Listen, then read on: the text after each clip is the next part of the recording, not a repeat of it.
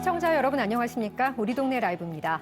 우리 지역 곳곳에서 벌어지고 있는 서울 수도권 관련 소식 한데 모아 전해드리겠습니다. 수도권 광역급행철도인 GTX B노선 민자 구간 사업 계획이 정부 심의를 통과했습니다. 올해 상반기에는 GTX 전 구간에서 공사를 시작할 수 있을 것으로 전망됩니다. GTX-B는 인천대 입구역에서 남양주 마성역까지 82.8km 구간을 잇는 노선으로 14개 역을 정차합니다. 이 가운데 민자 구간은 인천대 입구에서 용산, 상봉에서 마석까지 62.8km이고 제정 구간은 용산에서 상봉까지 19.9km입니다. 민자 구간 사업 시행은 대우건설을 대표사로 하는 수도권 광역급행철도 B노선 주식회사가 맡게 됐는데요. 6년간 건설하고 이후 40년간 운영하는 수익형 민간 투자 사업 방식으로 사업이 진행됩니다. GTX B노선은 전 구간 2030년 개통을 목표로 추진되는데요. GTX-B가 개통되면 인천 송도나 남양주 마석에서 각각 서울역까지 걸리는 시간이 지하철과 버스로 1시간 이상에서 30분 안으로 단축되고 인천대 입구역에서 마성역 구간 걸리는 시간도 2시간 반 이상에서 1시간으로 크게 줄어들게 됩니다. 서울시가 서남권 지역을 미래 첨단 도시로 변화시키겠다는 구상을 내놨습니다. 이 가운데 김포공항의 이름을 서울 김포공항으로 바꾸겠다는 계획이 눈에 띄는데요. 그동안 김포공항 그러니까 이제 외국에서 오는 분들 같은 경우에는 이게 굉장히 서울과 먼 곳에서 들어가는 듯한 느낌이 들잖아요. 그래서 이름을 서울 김포공항으로 하는 게 어떠냐 하는 논의가 꾸준히 있어 왔습니다. 김포국제공항은 개항 당시 경기도 김포군 양서면에 속했지만 양서면이 서울로 편입되면서 현재는 행정구역상 강서구에 위치하고 있습니다. 공항 명칭은 공항 소재지의 시나 군명을 단독 사용하는 것이 원칙이지만 지방자치단체 간의 합의가 있는 경우는 2개까지 지명을 병기해 사용할 수 있는데요. 서울시는 공항 명칭을 변경해 국제 비즈니스를 활성화하고 김포공항의 브랜드 가치를 높이는 동시에 김포공항 국제선 전세편 운영을 3,000km까지 확대할 수 있도록 규정 개정을 건의해 국제선 기능을 강화할 계획입니다. 하지만 국제선 노선을 확대한다는 계획에 김포공항과 인접한 양천구가 유감을 표하고 나섰습니다. 양천구는 거리 제한 규정 완화로 국제선 노선이 증가하고 항공기 이착륙 횟수가 늘면 주민들에게 소음 피해가 고스란히 돌아온다며 우려를 나타내는데요. 서울시는 소음 등으로 인한 피해자 치구와 지역 주민의 의견을 충분히 반영해 결정하겠다는 입장입니다. 서울 1인 가구는 지난해 150만 명으로 전체 가구의 37%를 넘고 2030년에는 161만 명, 39%가 1인 가구일 것으로 예상되는데요. 서울시는 1인 가구를 위한 새로운 주거 유형으로 공유주택을 제시하고 빠르게 공급하기로 했습니다. 서울에 들어서는 1인 가구 공유주택은 주변 원룸 시세의 50에서 70% 수준의 임대료로 공급되는데요. 교통을 편리하게 이용할 수 있는 역세권이나 간선도로변, 병원 주변에 조성됩니다. 공유 공간은 주방, 식당, 세탁실 같은 필수 공간과 게임존, 공연장 등 여가와 취미를 위한 특화 공간으로 꾸며지는데요. 서울시는 주차장을 개방하고 일부 특화시설을 운영하면서 나오는 수익으로 입주자의 관리비 부담을 덜 수 있게 할 방침입니다. 거주기간은 만 19세에서 30세는 6년까지, 만 40세 이상은 최장 10년까지 가능합니다. 기숙사로 임대주택 사업을 할 수 있도록 지난해 9월에 법이 개정되는데 서울시는 민간의 참여를 이끌어내기 위해 용도지역 상향과 세제 혜택 등의 인센티브를 제공할 계획입니다.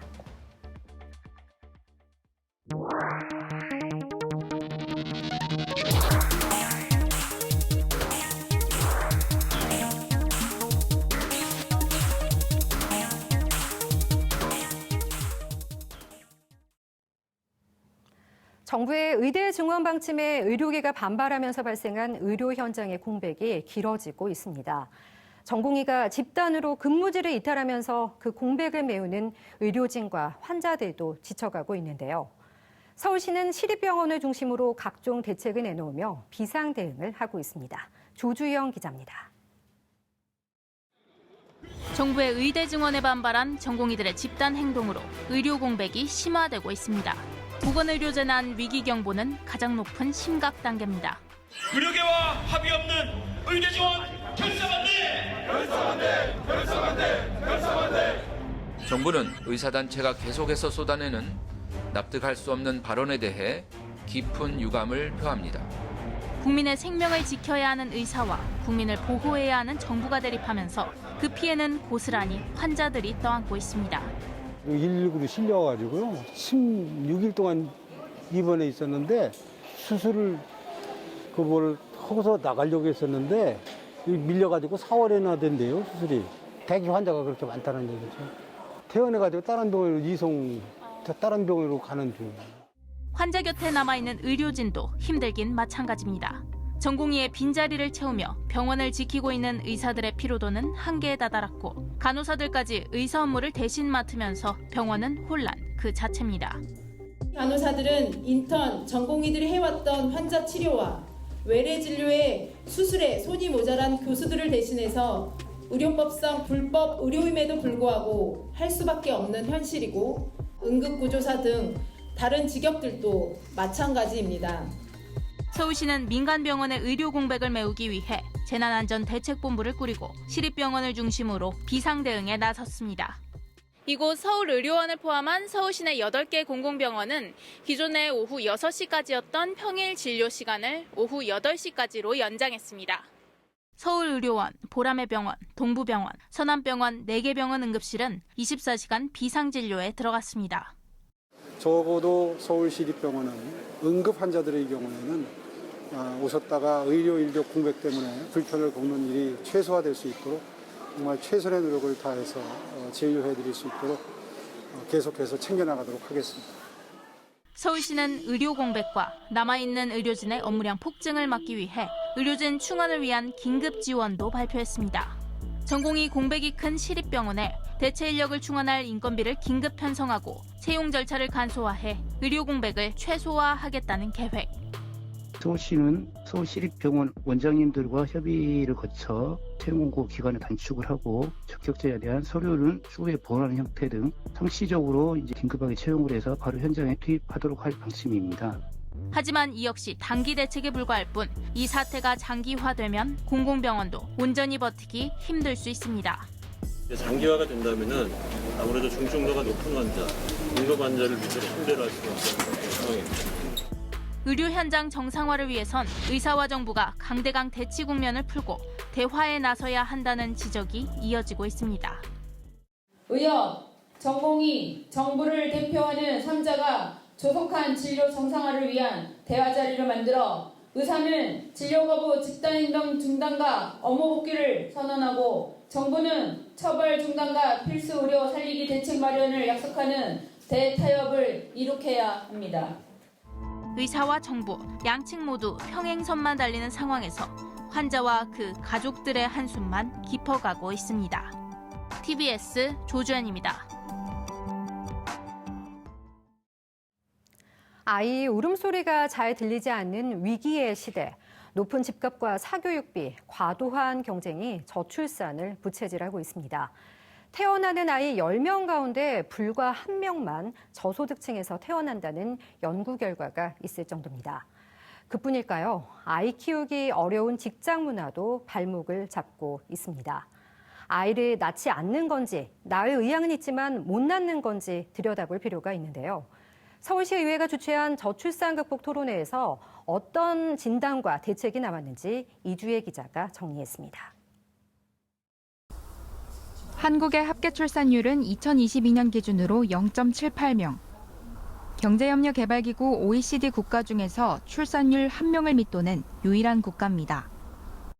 특히 서울은 인구와 인프라가 모여 있는데도 합계 출산율이 0.59명으로 전국에서 가장 낮습니다. 인구 밀도도 높고 또 경쟁이 심할수록 합계 출산율이 낮아지는데 서울이 지금 가장 높고 수도권 중심으로 인구 밀도나 경쟁이 심한 지역은 이제 합계 출산율이 낮아지고 있다. 한국은행 지역경제조사팀도 수도권 쏠림이 저출산의 원인이라는 보고서를 내놓은 적이 있습니다. 조사팀은 인구 집중 지역은 육아시설이 부족하고 교육열이 높아 양육 비용이 커지는 데다 고임금의 여성이 출산 시기를 늦추기 때문에 출산율이 낮다고 진단했습니다. 수도권 집중을 억제하기 위해 거점 도시에 대형 인프라를 집중하고 산업 경쟁력을 갖출 수 있도록 하는 방안도 제시했습니다. 일본은 수도권 인구를 분산시키기 위한 지원금 정책을 시행하고 있습니다. 일본 같은 경우에는 이제 수도권에서 지방으로 이전하면 5천만 원을 이제 준다든지 뭐 이런 식의 베너핏을 주고 주거 이전을 해서 이제 잘 살 수 있게 뭐 이렇게 도와주기도 하고요.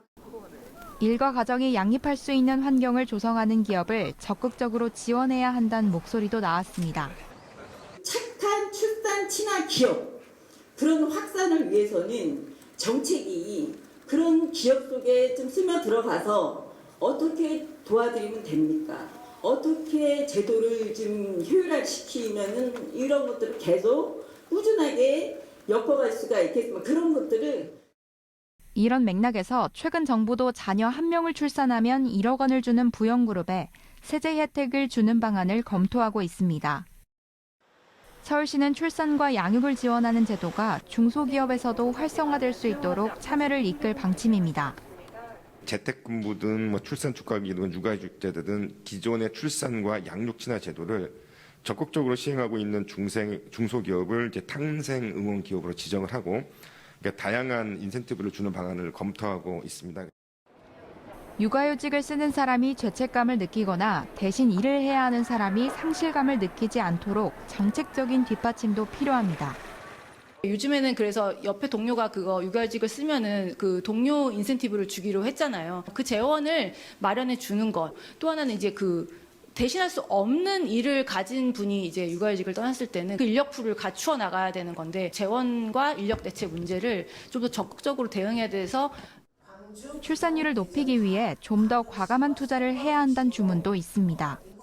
OECD는 50%가 현금 지원인데요. 우리나라는 한 70%가 서비스고 10% 정도가 현금 지원입니다. 그래서 이제 서비스하고 현금 지원이 같이 가야 되긴 하지만 우리가 조금 더 예산 지원을 과감한 투자를 통해서 청년들이 체감을 할 수 있어야 된다고 생각합니다. 현금 지원을 어떤 방식으로 할진 신중해야 한다는 지적이 있습니다. 저출산고령사회위원회의 보고서를 보면 현재의 현금 지원책은 수급 대상도, 기간도 제각각인데 일시금으로 1,000만 원 수준까진 현금으로 지급하면 출산율을 높일 수 있다고 봤습니다. 또 소득 수준에 따라 지원을 차등하는 것이 출산율 반등에 더 효과가 있다고 분석했습니다. 현금을 지금처럼 줘서는 모든 사람에게 효과가 나타나는 것이 아니고 중산층 이상의 일부 사람들에게만 효과가 있는 걸로 나와요. 어느 정도 여력이 돼서 아이를 낳을 수 있는 그런 사람들이라는 거거든요. 현금을 줘서 그 상당한 정도의 효과를 얻기 위해서는 중간층 이하에 계신 분들한테는 훨씬 더 지금보다 많은 액수를 지급하지 않으면 효과가 나타나지 않을 가능성이 있어요. 보고서에서 연구진은 단기적으로는 현금 지원을 강화할 수 있지만 중장기적으로는 주거와 일자리, 교육, 성평등 문제 등 구조적인 문제를 완화해야 한다고도 강조했습니다. TBS 이주혜입니다. 앞서 보건의료, 저출생 문제에 대한 리포트 전해드렸는데요. 서울시 의회에서 지금 큰 이슈가 되는 분야를 담당하는 상임위가 보건복지위원회입니다. 이민정 기자가 강석주 보건복지위원장을 만나 시민들을 위해서 어떻게 일하고 있는지 들어봤습니다.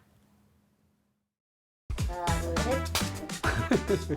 내가 원래 점수를 좀 짜게 주거든요. 못하고 있습니다.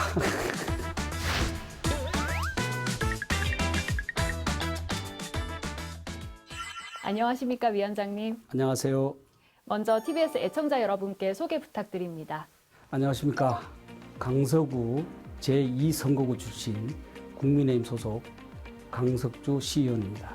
제11대 서울특별시의회 보건복지위원회 소속으로 보건복지위원장을 맡고 있습니다. 약 30년 정도 현장에 있었고 학교에서 사회복지학과 학생들을 가르치고 또 이런 경험도 있고 해서 사회복지와는 약 30년 인연을 가지고 있습니다. 네, 위원장님께서 이끌고 계신 이 보건복지위원회는 주로 어떤 일을 하는 상임위원회인가요? 보건복지위원회는 서울시에 소관하고 있는 복지정책실, 여성가족정책실, 시민건강국 이 3개 실국을 소관하고 있고 여기에 그 서울 시민의 건강을 담당하고 있는 서울시립의료원 그리고 또 서울복지재단, 여성가족재단 등 공공 보건의료재단과 재단법인 서울특별시 사회서비스원 등을 관장하고 있습니다. 좀 서울 시민들이 좀 더 이해하기 쉽게 이 서울시의 정책과 어떤 정책과 이제 관련해서 일을 한다고 보면 될까요?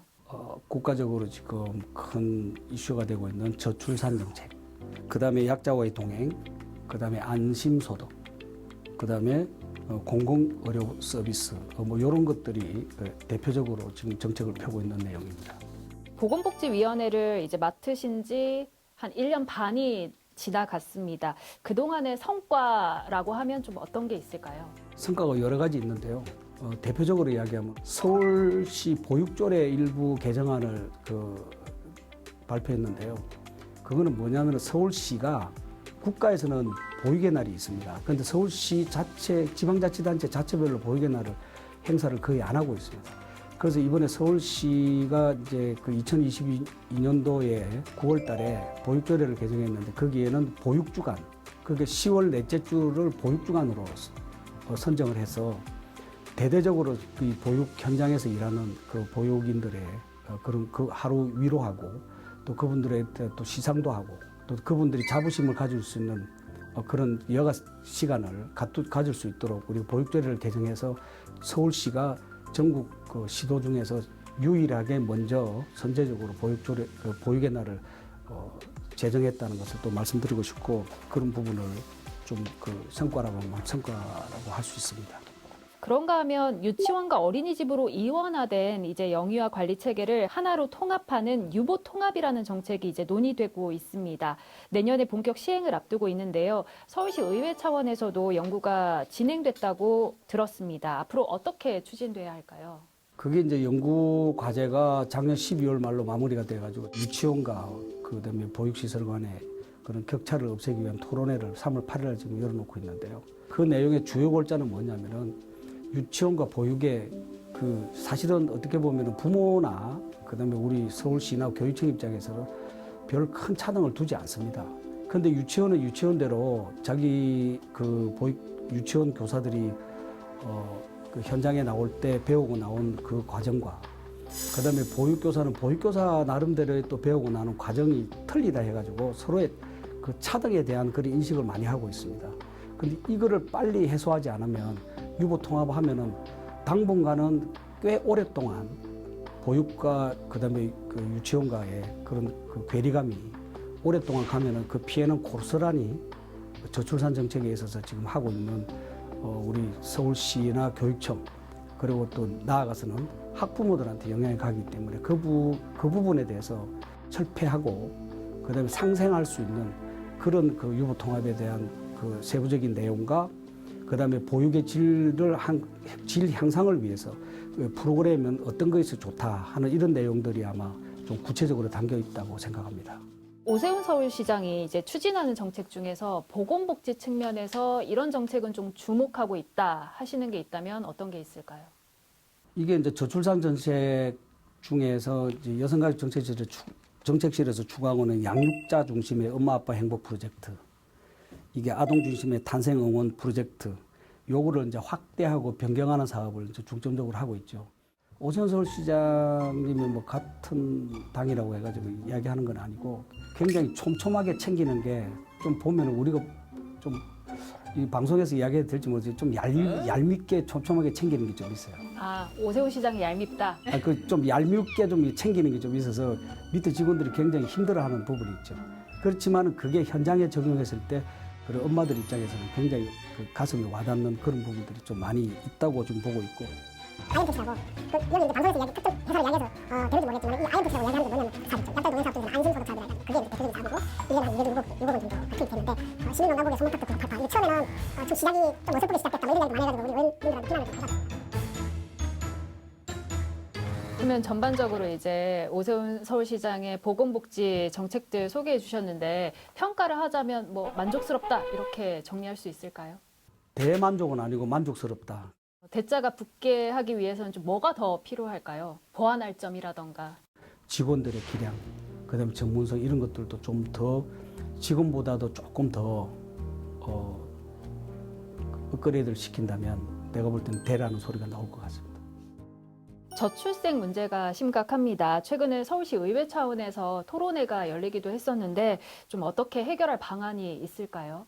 미래에 대한 확신이 없어서 그런 것 같습니다. 미래에 대한 담보가 안 되는 게 애들을 키우가 나가도 예를 들어서 대학까지 만약에 뭐 등록금을 다 준다 했더라도 대학 나와가지고 취업이 돼야 되거든요. 젊은 사람들 볼 때 우리나라는 그 미래가 잘 안 보인다 이런 이야기들을 많이 하고 있거든요. 이런 거 했을 때 정치권이라든지 이런 데서 우리가 다르게 논할 게 아니라 그분들의 생각들을 좀 모아가지고 이걸 좀 더 광범위하게 지자체와 같이 협력해가지고 그 공통적인 로드맵을 주면 아마 출산율을 좀 높이지 않을까. 그래서 사회적 분위기를 그런 방향으로 잡아줘야 된다. 위원장님 자녀분은 뭐 결혼하셨을까요? 하나는 했는데 아주 둘째는 못하고 있습니다. 그러면 결혼하신 자녀분은 뭐 아이를 낳았어요? 지금 못하고 있습니다. 아, 결혼 4년 차인데 내 자식이 확신을 못하고 있습니다. 마약 문제도 좀 심각합니다. 청소년 마약도 급증하고 있어서 더 문제인데 좀 어떻게 우리가 대응하면 좋을까요? 이 마약은 범죄와 질병하고도 연계되어 있는 건데 이거는 내가 볼 때는 이것도 역시 사회적 분위기 우리가 이제 소위 말하면 전문가들이 연구를 해가지고 청소년들한테 이 교육을 시켜야 돼요. 마약을 했을 때 내가 몸이 망가진다는 거 이런 것들 그냥 말로만 그 사람들이 알고 있는 거지 실질적으로 어떻게 망가지는 구체적으로 아는 거 별로 없어요. 처벌하고 함께 치료, 재활 이것들이 반드시 병행돼야 되고 그거보다 더 중요한 거는 사회적 분위기 조성, 예방 뭐 이런 부분들이 상당히 필요하고 그리고 시립병원에 그 마약류 센터 지금 이제 그 시립병원이 너무 포화 상태라서 심지어는 인천에 있는 그 정신과 병원에다가 지금 그 치료를 의뢰하고 있는 입장인데 시립병원에 이번에 예산 투입해가지고 공사가 곧 들어갑니다. 그러면 내년에는 그 시립 은평병원 같은 데서 그 마약류에 관리하는 치료와 예방하는 이런 부분에 대해서 좀 전담병원이 생기기 때문에 서울은 다른 지자체보다는 조금 나아지지 않을까 이렇게 생각하고 있습니다. 또 하나 이제 복지 분야에서 우리가 주의 깊게 봐야 할 점이 바로 고독사 문제입니다. 좀 어떤 대책들이 더 필요할까요? 여기에 대해서 위기가구 지역사회 발굴 지원 및 활성화에 관한 조례안을 이번에 우리 동료 의원이 발의를 했습니다. 1인 가구에 대해서 지금 그 발굴을 위해 가지고 그 지방자치단체나 심지어는 기초까지도 다 해가지고 지금 총력전을 하고 있는데도 불구하고 계속 그 혼자 독거노인들이나 독거 장애인들 그다음에 심지어는 뭐 핵가족화에 있어서 이 한부모 가정들이 자살하는 사건이라든지 이런 것들이 많이 지금 생겨나고 있는데 이 부분에 대한 사회적 책임을 누구도 지려고 할 수가 없습니다. 그래서 이번에는 조그만 그 보상이지만은 1인 가구 발굴에 대해서 공로를 하면 그래서 시상을 하고 거기에 대한 부상이라도 조금 우리가 좀 해주는 방향으로 해서 좀 더 효과성을 높이보자 하는 것들이 이번에 그 조례안을 발의하게 됩니다. 보건복지위원장으로서의 임기가 이제 오는 6월 말까지니까 한 넉 달 정도 남았습니다. 남은 기간 꼭 이루고 싶은 바가 있다면 뭐가 있을까요? 복지 정책이 원활하게 진행될 수 있도록 이 부분에 대해서 노력하고 있다. 또 앞으로 할 것이다.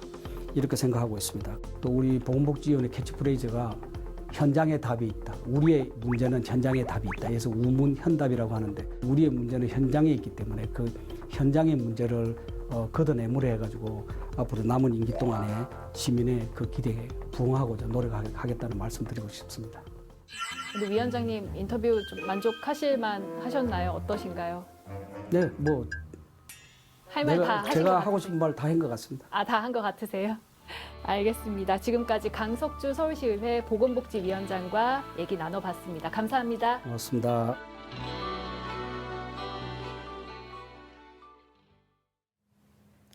경기도의 학교나 병원 등 공공시설 용지로 지정되고도 나대지로 남아있는 땅이 축구장 117개 규모에 달합니다. 주변 아파트가 준공된 지 2년이 넘었는데도 매각이 안 되고 방치된 채 주민들에게 불편을 주고 있는데요. 대부분 수요 예측을 잘못했거나 매입기관이 해당 터를 살 돈을 확보하지 못해 공터로 남아 있습니다. 김선한 기자가 취재했습니다. 경기도 용인 한 초등학교 담벼락과 인접한 땅에 잡초가 무성합니다.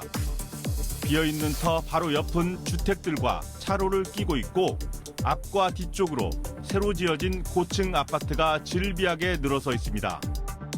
한국토지주택공사 LH가 흥덕 택지개발지구 내에서 학교 터로 닦아놓은 곳인데 계획대로 활용되지 못한 채 나대지로 남아 있습니다.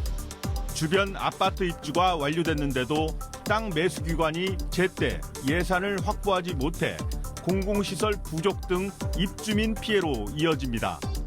도는 이 같은 미매각 공공시설 용지에 대해 2월 27일부터 약 한 달가량 관리 실태 점검에 나섭니다. 공공시설 이런 미매각 용지가 장기 방치될 경우 도시 미관도 해치고 주민들한테도 불편사항이 발생하기 때문에 조속히 점검을 해서 좀 매각이 될 수 있도록 추진을 하는데 5년이 경과해서 장기간 미매각이 좀 오랫동안 방치되는 경우에는 주민들이 임시라도 편의시설을 사용할 수 있도록 이런 활용 점검 계획도 갖고 있습니다. 현재 도내 택지개발 공공주택지구에 2년 넘게 나대지로 방치된 공공시설 용지는 129곳, 83만 9,521제곱미터로 확인됐습니다. 축구장 면적으로 치면 117개에 달하는 막대한 규모입니다.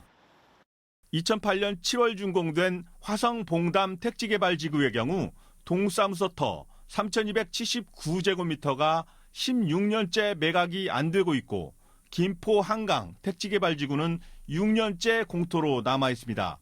학교, 우체국, 소방서, 병원 등 공공시설 용지들입니다. 이곳은 경기도 수원 호매실 지구에 있는 학교터입니다. 당초 고등학교를 세우려고 조성한 터인데 예산 심의를 통과할 수 있는 학생 수요가 맞지 않아 보류된 상태입니다. 다만 바로 옆 당수 1, 2지구 개발로 입주가 시작되고 있어서 학생 수가 확보되면 학교 설립을 추진하겠다는 입장입니다. 경기도는 이번 실태 점검에서 용지 매수 기관의 매입 의사와 계획, 매입 지연 사유, 매수 포기 용지의 용도 변경 추진 현황을 확인할 계획입니다. 특히 5년이 지나 장기 미매각이 예상되는 용지를 중점 관리해 나갈 계획입니다. 아울러 방치된 용지들에 대해 해당 주민들이 임시로 이용할 수 있도록 활용 방안도 강구할 예정입니다. 취재진이 확인한 곳들은 그나마 잘 관리되고 있는 인상을 받았습니다. 하지만 건설 경기와 미매각 용지의 해결이 맞닿아 있어 상황이 크게 바뀌지 않는 한 개선의 여지가 크지 못한 것도 현실입니다. TBS 김선환입니다. 우리 동네 라이브 저희가 준비한 소식은 여기까지입니다. 시청해주신 여러분 고맙습니다.